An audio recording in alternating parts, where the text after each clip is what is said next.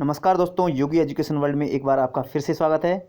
मित्रों, कक्षा 10th संस्कृत व्याकरण की कंप्लीट जो कोर्स है वो यहाँ पर कराया जा रहा है। तो अभी तक आपने पिछले दोनों वीडियोज नहीं देखे हैं तो उनके लिंक डिस्क्रिप्शन में मिलेंगे, जहाँ पर हमने विसर्ग संधि के दोनों भेदों सत्व विसर्ग और उत्व विसर्ग दोनों संधियों के विषय में बात की थी। दोनों वीडियोज के लिंक डिस्क्रिप्शन बॉक्स में मिलेंगे, वहां जाकर के आप उनको भी देख सकते हैं। तो मित्रों, आज हम बात करेंगे चैप्टर 3 यानी तीसरा जो रूप है विसर्ग संधि का, वो है ऋत्व विसर्ग संधि।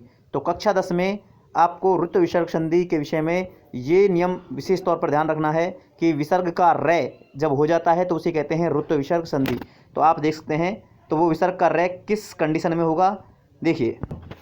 तो आप देख सकते हैं, यदि विसर्ग से पूर्व इच प्रत्याहार का वर्ण हो और विसर्ग के बाद अस प्रत्याहार का वर्ण हो तो विसर्ग का रै हो जाता है।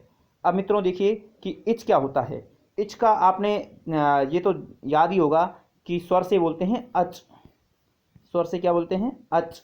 अब इस अच में से सिर्फ ए को निकाल दिया जाए, यानी ए और आ दोनों एक ही वर्ण के भेद हैं ए के, तो ए आ को छोड़कर कोई भी स्वर अगर विसर्ग से पहले हो तो आपको ध्यान रखना है कि ए आ को छोड़ करके कोई भी स्वर विसर्ग से पहले हो और विसर्ग के बाद अस हो तो अस में क्या क्या आते हैं, अस में सभी स्वर आते हैं, है, य, व, रै, ल और वर्ग का तीसरा चौथा पांचवा वर्ण। अगर इनमें से कोई सा भी वर्ण विसर्ग के बाद में हो तो विसर्ग का रै हो जाता है। तो ये आपको यहाँ पर ध्यान रखना है। तो ध्यान रखना कि विसर्ग से पहले इच हो और विसर्ग के बाद अस हो तो विसर्ग का रै हो जाता है। उदाहरण से समझते हैं। देखिए, पहला उदाहरण आपके सामने, मुनि प्लस इति। मुनि में विसर्ग से पहले ई है, यानी ए और आ दोनों नहीं होने चाहिए, बाकी आप कोई सा भी रख सकते हैं। तो देखिए, ई विसर्ग से पहले ई है और विसर्ग के बाद भी ई स्वर है तो विसर्ग का रै कर देंगे। विसर्ग का जब रै होगा, ध्यान रखते हो, रै जो है वो आधा है तो रै में ई जुड़ जाएगा तो बनेगा री, बनेगा मुनि रीति। तो आपको ध्यान रखना है, मुनि ही प्लस इति मुनि रीति, यानी विसर्ग से पहले ई है, विसर्ग के बाद ई है। तो इस सिचुएशन में यानी विसर्ग के बाद स्वर है और विसर्ग से पहले भी स्वर हो लेकिन ए आ को छोड़ करके, तो विसर्ग का रै हो जाएगा।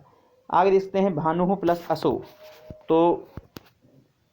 तो भानु प्लस असो, देखो विसर्ग से पहले उ यानी स्वर है और विसर्ग के बाद ए है तो ए स्वर में आता है तो यहाँ पर विसर्ग का रै हो जाएगा। तो भानु विसर्ग का रै में ए जुड़ेगा तो रै पूरा हो जाएगा और सौ तो भानु रसौ, इस तरह से हो जाएगा। ऐसे ही धेनु प्लस गच्छति, तो यहाँ विसर्ग से पहले स्वर है और विसर्ग के बाद गै वर्ग का तीसरा अक्षर है, ठीक है, तो यहाँ पर विसर्ग का रै हो जाएगा। अब आधा रै ऊपर चला जाता है तो बन जाएगा धेनुर गच्छति, ठीक है। आगे हम बात करें, तेई प्लस आगतम। तेही प्लस आगतम, विसर्ग से पहले स्वर है, ए आ नहीं होनी चाहिए, बाकी कोई भी स्वर हो और विसर्ग के बाद भी स्वर है तो विसर्ग का रै हो जाएगा।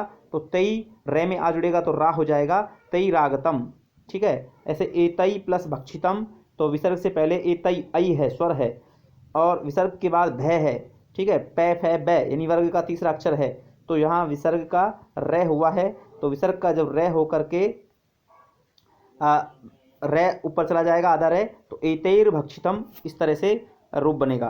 तो आपको ध्यान रखना है, मूल नियम जो है वो आपको ये ध्यान रखना है कि विसर्ग से पहले इच हो और विसर्ग के बाद अस हो तो विसर्ग का रै हो जाता है। इच का मतलब क्या होता है कि ए आ को छोड़ करके, यानी ए और आ इन दोनों वर्णों को छोड़ करके, ये दोनों नहीं होने चाहिए, इसके अलावा कोई भी स्वर पहले हो विसर्ग से और विसर्ग के बाद अस हो। अस में क्या क्या आते हैं, सभी तो स्वर आते हैं, है, य, व, ल और वर्ग का तीसरा चौथा पांचवा वर्ण, अगर ये हैं तो विसर्ग का रै हो जाता है। तो आशा करता हूँ कि आपको ऋत्व विसर्ग संधि अच्छे से समझ में आ गई होगी।